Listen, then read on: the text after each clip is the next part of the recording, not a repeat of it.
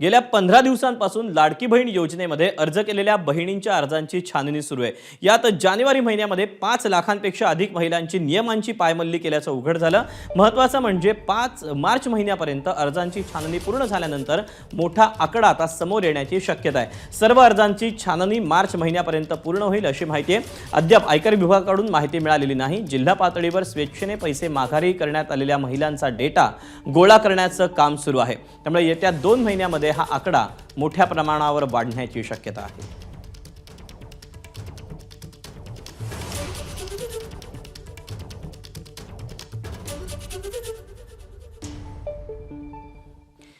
दरम्यान लाडकी बहीण योजनेच्या निकषांवरून दोन्ही उपमुख्यमंत्र्यांनी काय प्रतिक्रिया दिली ती पाहूया।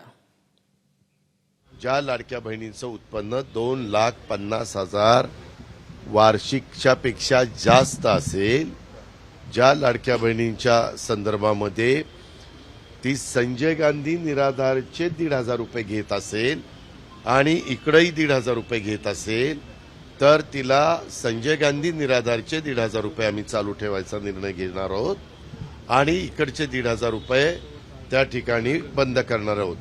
लाभ देताना कुठल्या तरी एका योजनेचा लाभ लाभार्थ्यांनी घ्यावा अशी शासनाची भूमिका पहिल्यापासूनच राहिलेली आहे।